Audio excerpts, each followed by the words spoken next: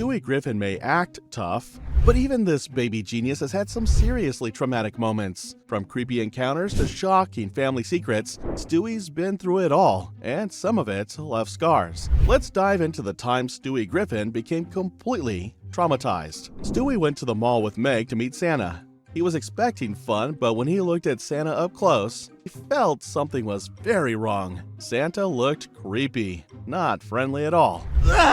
What's wrong, little boy? Don't be scared of Santa. Come on, Stewie, it's okay. Stewie wasn't nervous, he was frozen in fear. Something about Santa's face gave him a deep chill. To make it worse, Meg sat on Santa's lap and started enjoying it way too much. What are you doing?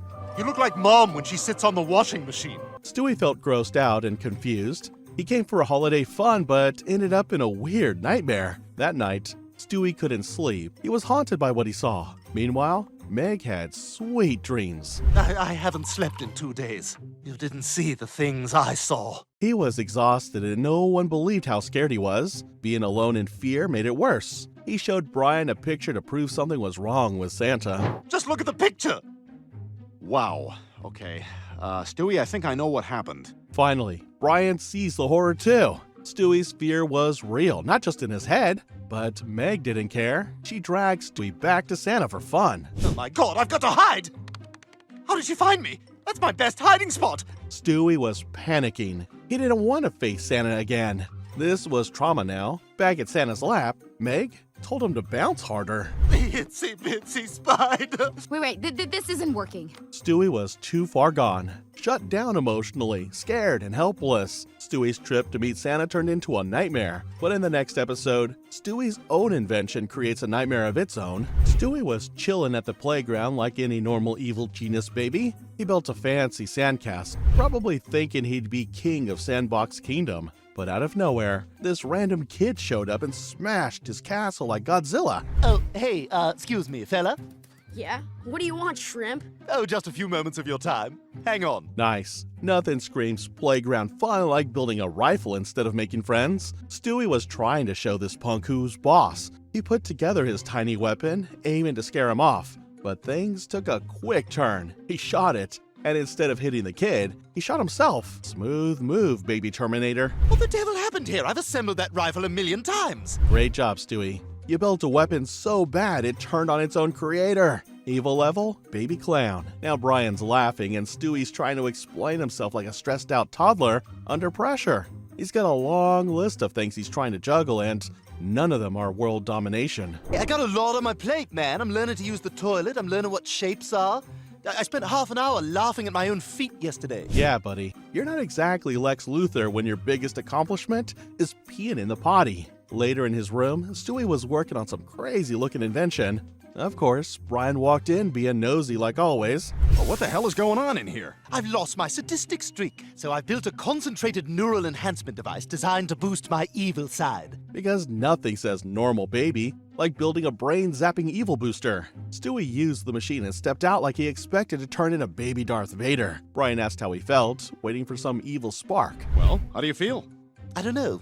I don't feel any different. Sometimes you chase helicopters. Wow, that insult was softer than a marshmallow hug. This evil boost is doing less than a cup of warm milk, so they figured the machine was a flop and gave up. But plot twist, later it actually worked. It made an evil clone of Stewie. Brian was watching TV when suddenly, creepy Stewie showed up looking like a psycho escapee. Oh, jeez, you scared me. What happened to your clothes? Hey, what are you doing? Oh, just your average naked baby ready to ruin your whole evening. Totally normal. Brian was freaking out, suffocating with batteries stuffed in his nose like it was a magic trick gone wrong. That's when the real Stewie showed up. Oh my God. Good Lord. Brian's out here fighting for air and Stewie's throwing sass and random stuff like it's a baby tantrum festival. Then, Brian saw evil Stewie stand there like a horror movie villain. Meanwhile, Stewie was proud like he just won the science fair. Brian demanded they destroy the evil clone, but of course, Stewie wanted to study it. Because why not keep a walking murder baby in the house? Later, evil Stewie was off the leash. Literally, he was out hurting people and causing chaos, and now Brian and Stewie had to find him before things got worse. It's ridiculous. Evil Stewie could be anywhere. You know, this really is all your fault. Great job, Brian. You told a baby he wasn't evil enough, and now people are dying. Hope it was worth the sick burn. At one point, evil Stewie kidnapped Brian and was ready to end him. But Brian had given up on life anyway, stuck in the Griffin circus. Hey, well, you're doing me a favor. I've had enough. I can't live with that stupid family anymore. Ah, yes, nothing like a murder request to really bring the therapy bills to life. Then came the most confusing part. Both Stewies were standing in front of Brian. One good, one evil. But who's who? Brian had to decide fast. All right, there's only one way to settle this. Look at your feet. When your best plan to find the real you is look at your feet, maybe your genius card needs a little checkup. Stewie's evil clone goes rogue and turns his life upside down. But next, a therapy session reveals traumas even Stewie didn't expect. Stewie was told to see a psychologist. When the doctor finally called him in, Stewie acted rude and weird from the start. Oh, I can go in now? Oh, fantastic. He's ready. Marvelous. Thank you, Barbara. Wow, such fake manners. He's acting like Barbara just won the lottery instead of doing her job. Stewie walked in, looked around, and asked if he could sit on the couch. He sat down and started talking like he was on stage. I saw the kid who has cancer leave. That must have been fun. I don't know why his parents are still bringing him to school. It's uncomfortable for everyone. Yikes, Stewie. This isn't roast night at the comedy club. Ever heard of sympathy? The psychiatrist just stared at him while Stewie kept talking nonsense. Who hurt you, Stewie? The therapist was sipping his Dunkin' Donuts coffee, minding his own business, until Stewie turned that into a full insult, too. Oh, look, you got your Dunkin' Donuts coffee. I don't know why those cups always depress me. What do I care, though? None of my business. That coffee didn't deserve violence. Stewie just hates anything that costs less than his ego. Then, Stewie talked about his British accent. He said everyone knows he sounds British, but the doctor didn't seem to notice. That's odd, because everybody else does. Have you spent much time in Britain, then? No, I haven't. Excuse me? I said no! This boy's got an accent and an attitude. Congrats, you're annoying in stereo. Stewie saw a picture on the therapist's desk and made up his own dramatic story about it. He told it with full confidence, like he was in a soap opera. But then, the doctor said something real. You seem like a very lonely little boy. Oh my God, I am!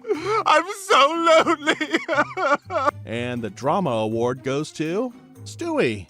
Someone give him tissues and maybe a hug or two. After all the crying, the doctor calmly asked if he felt better now. From insult machine to polite baby in 10 seconds. What a twist. The doctor told him to breathe slowly, but Stewie still felt sad inside. I do feel a bit better, but still lonely. I'm sorry, it keeps spilling out. Spilling out? Buddy, you've been leaking sadness like a broken faucet this whole session. Then the doctor asked why he pushed another kid down the stairs. Stewie's answer? Chaos, as usual. I only pushed Tyler down the stairs because I like him, and I'm afraid he won't like me back. And not like him. I'm not gay. Nothing like confessing to violence and awkward crushes in the same breath. Bravo, Chaos King. Suddenly, the doctor grabbed his chest and asked Stewie to get his meds. Stewie ran to help, then stopped, and got dramatic again. It's because I can't have anyone know the real me. And so you must die. Sir, this is a therapy office, not a crime movie. Put the villain speech away. Later that night, Stewie had a nightmare. Brian came in to check on him, but of course, Stewie couldn't just say thanks like a normal person. Stewie opens up in therapy and cracks under emotional pressure. But next, it's heartbreak over something even more personal. Rupert. Stewie came to the TV lounge with Rupert in his arms. He had a bunch of movies and asked Rupert if he wanted to watch together. Ah, I was born ready too. All right, time for Fast and the Furious 1 through 7. Nothing says bonding time like 7 straight movies of cars flying through space. Classic baby behavior. Brian joined them and tried watching too, but Stewie wouldn't shut up. He kept chatting with Rupert like they were at a sleepover. What was that, Rupert? Oh, yes. I don't know, maybe? Maybe bi? What are you talking about? They look nothing alike. This isn't movie night anymore. It's Stewie's solo podcast with Rupert as the invisible co-host. Brian finally lost his patience. All the talking was too much. Are you gonna keep talking like this during the whole thing? What? I'm answering Rupert's question. Brian's just trying to understand the plot, but Stewie turned it into a Fast and Furious TED Talk. After hours of car chases and weird action, Stewie got sleepy but still felt guilty leaving Rupert. Rupert, I'm sorry. I overreacted. Now you say you're sorry. Ah, yes, the healthiest relationship in the house is between a baby and a stuffed bear. Sad, but true. The next morning, Stewie came downstairs and saw something horrifying. Brian, drunk, passed out, and Rupert, destroyed. Oh my God! Rupert? No! Rupert! Rupert! Hi, this is Vin Diesel. Oh man, did your friend kill your other friend? That's betrayal. That's not strong. When even fake Vin Diesel thinks you're messed up, it's officially bad. Stewie was crushed and furious. He blamed Brian for Rupert's schmurder. Murderer! You killed Rupert! Oh my God, Stewie, I am so sorry. I was drunk. It was an accident. I must have thought he was a chew toy. So? A chew toy? That's not an excuse, that's a confession. Welcome to court, Dog Edition. Brian felt bad and offered a trade. Stewie could destroy something he loves, but Stewie didn't like Brian's idea. You're comparing Rupert to a tennis ball? What is wrong with you? Comparing Rupert to a tennis ball. That's how you get stabbed with a baby spoon. Brian looked everywhere for Stewie and finally found him at a bus stop. Stewie was carrying Rupert's ashes. Got Rupert with me. He and I had an agreement. If he died first, I would scatter his ashes on a mountain. If I died first, he would throw my body whole into the fountain at the Bellagio. That's not an agreement. That's a drama pact only Stewie would take seriously. Stewie was climbing the mountain with Brian behind him, but then he snapped and attacked Brian. This is the first time someone's been assaulted over a teddy bear's ghost. Brian hurt his ankle, but still helped Stewie up the mountain. Meanwhile, Stewie kept ranting mid-hike. Nothing like screaming about grief while trying not to embarrass yourself in front of strangers on the trail. After Rupert's death, Stewie's grief spirals out of control. But next, getting locked in a vault pushes him to a new emotional low. Let's start this one. Brian and Stewie were at the bank vault because Brian had some things in his safety deposit box. Stewie asked what was in there that he couldn't just bury in the backyard. Brian told him he had some important things. You have a dead bird in there? What are you going to do with that? I was gonna take it home, show it to Lois, make her proud of me. Nothing says, "Look, Mom, I'm responsible," like bringing home roadkill. Stewie was getting impatient. He had bought a $3,000 sweater and needed to return it. Brian and Stewie were bickering when suddenly the bank vault locked. I don't believe this. Hello? Hello, we're locked in! Stewie acted like Brian locked the vault on purpose. Meanwhile, Brian's dealing with an emergency diaper situation. Stewie started banging on the door, but Brian had some bad news for him. You're wasting your breath. These bank vault doors close automatically at the end of the workday. This thing won't be open again till tomorrow. And just like that, they went from running errands to starring in their own survival movie. Stewie insisted Brian could change his diaper, but Brian told him he didn't have any diapers. That's when Stewie had something important to share. I can't be in a soiled diaper until tomorrow, Brian. We both know that. I'll get a rash, which could lead to an infection if left like this. All right, fine. I'll take the diaper off. Yeah, nothing builds friendship like discussing diaper rashes in a locked vault. Then Stewie hit Brian with the worst request possible. He told him to eat his poop. Brian was disgusted and furious. If the poo were to be removed... What is it? What are you driving at? Eat it. Stewie's negotiation skills are wild. He started with the worst possible demand and just kept going. Brian suddenly remembered that Stewie had his phone, but when Brian told him to call for help, Stewie decided to first call customer service to return his sweater. When Brian finally got the phone, it was dead. You wasted the one phone call we had to return a sweater? A $3,000 sweater, which I am now stuck with. Oh, this day. Ah! Great. Now they're trapped and stuck with bad fashion decisions. Brian, completely fed up, slapped Stewie. Stewie cried in the corner. Feeling guilty, Brian made the ultimate sacrifice. He started licking the diaper. Stewie was so disgusted he threw up. That's gross. This is probably the worst meal in Family Guy history. After eating everything, Brian sat silently in the corner, broken. I mean, I would be too. That's when Stewie casually realized something. I just realized something. What? Tomorrow's Sunday. Oh, great. Not only are they locked in, but now Brian's full of regret and poop. Brian had a wine bottle in his safety box. Desperate, he decided to drink it. He even offered it to Stewie, who happily accepted. Now both of them were drunk. Nothing bonds two friends like trauma and alcohol. Stewie, completely wasted, decided he wanted to pierce his ear. Brian, also wasted, agreed. He grabbed a needle and stuck it in Stewie's ear. Ah, yes, the responsible way to get a piercing. Drunk in a bank vault with a dog. Things got tense. Suddenly, they started arguing. Stewie, feeling dramatic, told Brian to kill him. He handed Brian a gun, claiming it had no bullets. It did, and the gun went off, sending a bullet bouncing around the vault. This is why you always check if a gun is loaded before playing dramatic games. The next morning, Stewie touched his ear and realized something felt off. He asked Brian what happened, and Brian reminded him they pierced it last night. That's when Stewie asked why Brian even kept a gun. Keep it in case I ever want to commit suicide, okay? Wow, that got dark real fast. Trapped with Brian, Stewie endures the grossest, rawest moments yet. But next, a desperate attempt to reconnect takes a truly bizarre turn. It all started when Stewie was trying really hard to get Brian to spend some time with him. He missed their old bond, the times they laughed, talked, and did wild things together. Though he tried to convince Brian the fun way. He offered him free pizza, tried to act casual, and invited him to hang out. But Brian wasn't into it. He just wasn't interested. I can't. I got plans. I'll see you later. Oh, sure, maybe another time. Stewie feels rejected.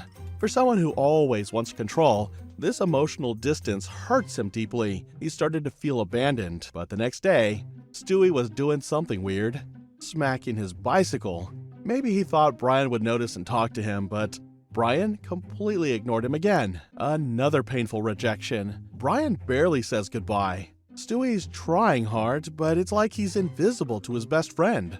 Then Stewie saw something interesting. Their neighbors were playing with their babies, smiling and happy. That gave him a wild idea. He thought maybe they needed a baby too. That's it, Rupert. That's how Brian and I are going to improve our relationship. We're going to have a baby. This shows just how far Stewie was willing to go to save his friendship, but using a baby to fix things? That's desperation. Later, Stewie asked Brian to join him for dinner, but Brian stayed glued to his phone. No care, no conversation. Then suddenly, he jumped up and said he had a date. That was the final straw for Stewie. This isn't fun for me, watching you text. No, this is great. Yum. But I gotta go. I have a date.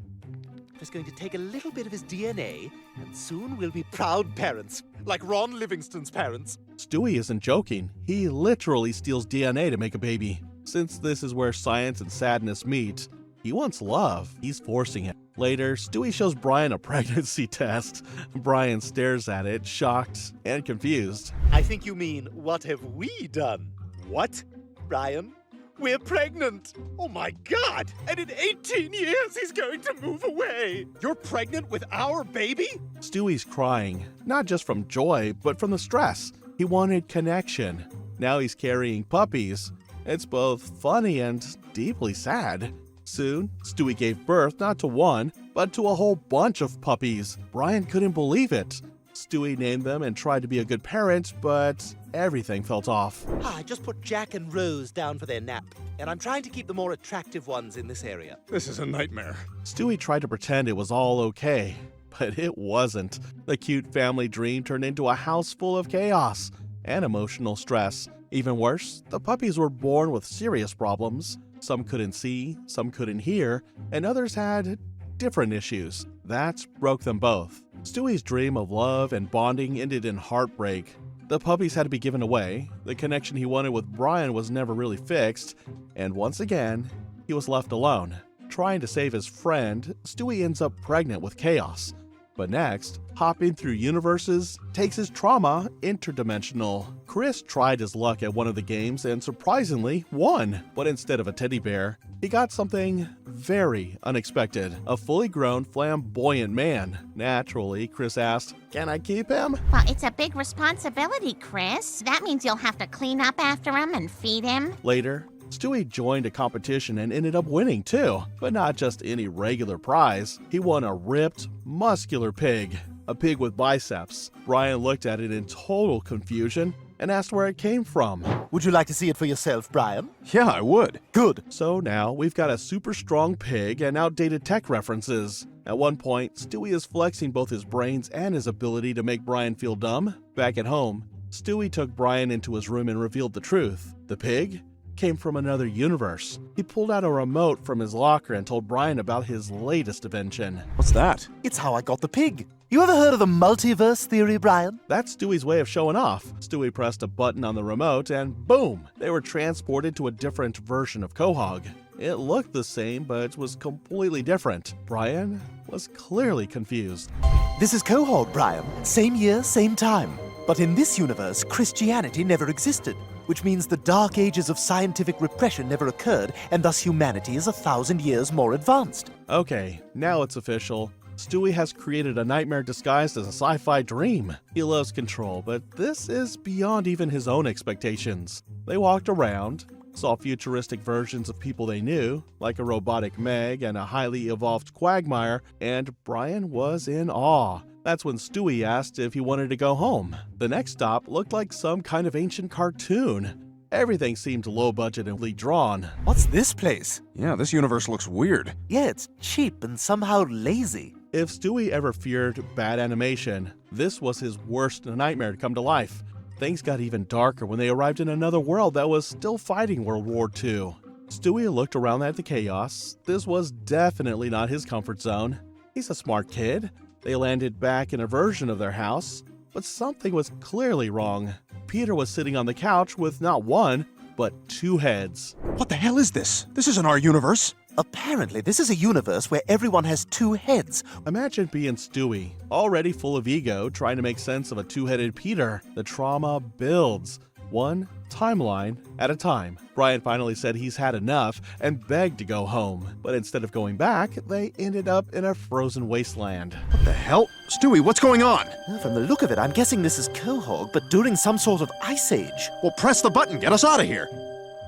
Uh-oh, I can't reach the device. Frozen and helpless. For a control freak like Stewie, that's pure horror. No lasers, no plans, just frostbite and failure. Then came one of the most humiliating moments.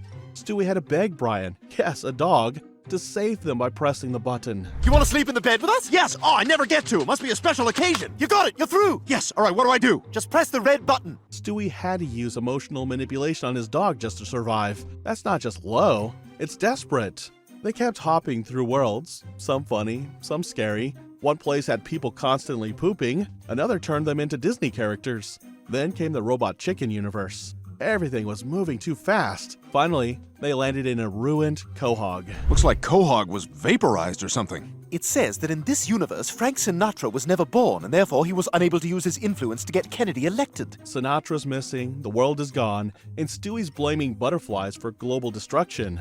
Eventually, they arrived in a universe ruled by dogs, where humans were just pets.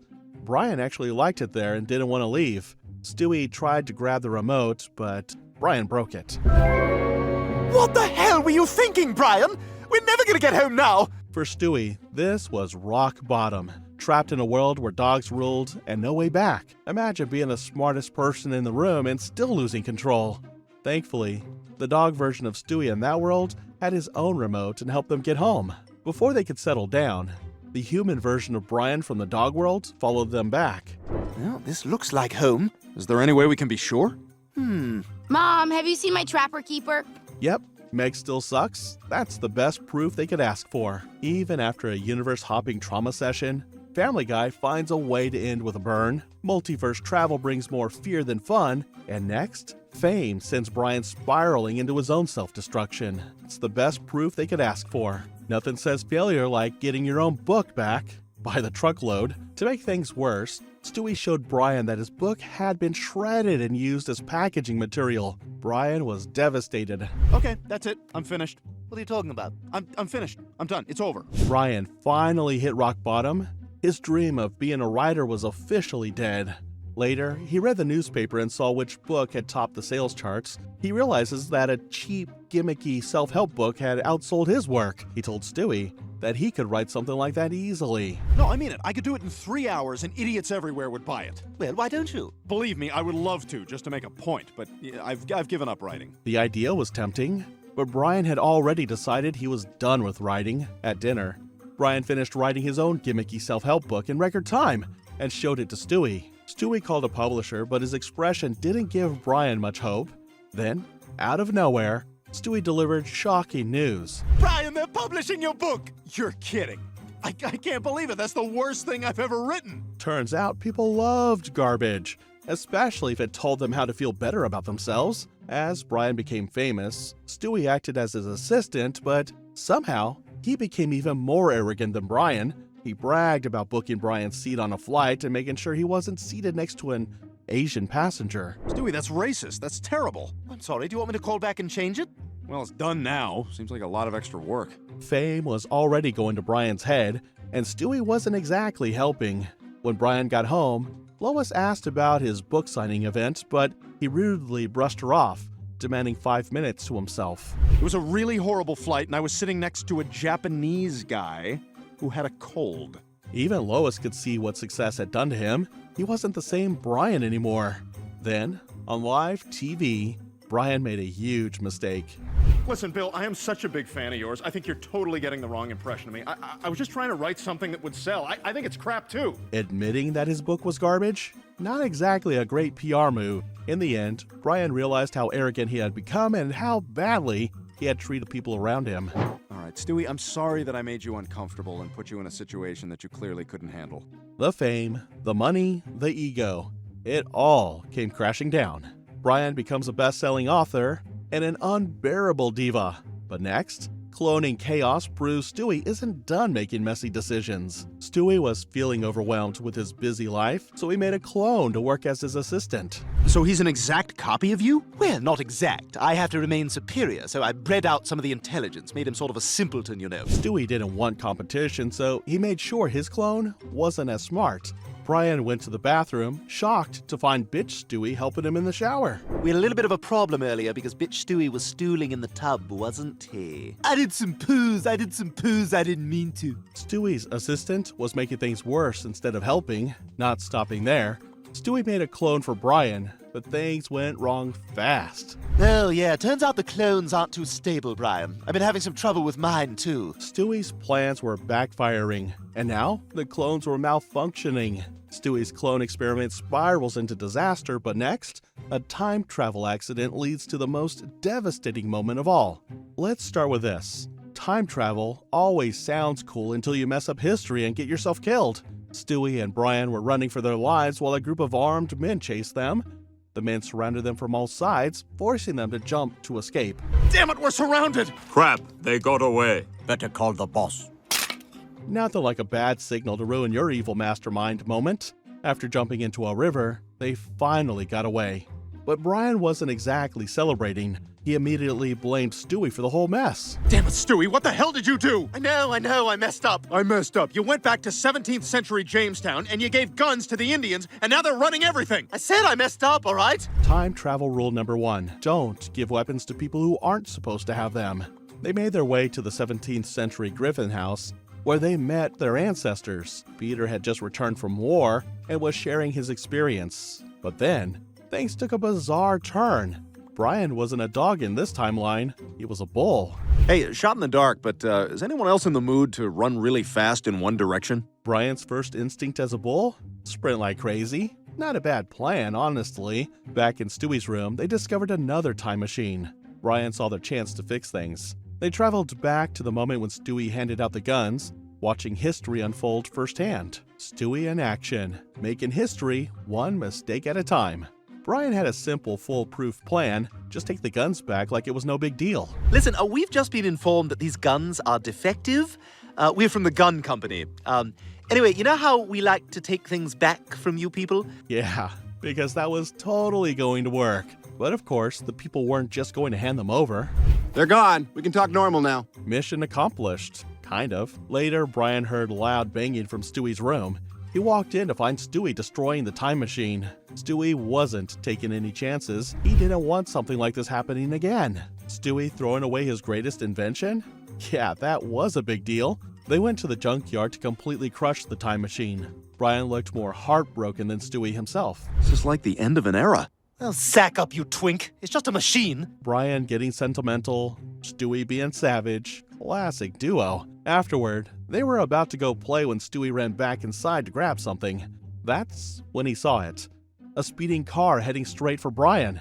He screamed, and just like that, time travel wasn't their biggest problem anymore. The Griffin family rushed to the veterinary clinic, anxiously waiting for news. The doctor finally walked out, but what he said crushed them. I'm so sorry, Mrs. Griffin, but Brian's injuries are just too severe for us to save him. A talking dog is one thing, but a talking dog dying? That hit different. Stewie was devastated, but then an idea hit him. He could still save Brian.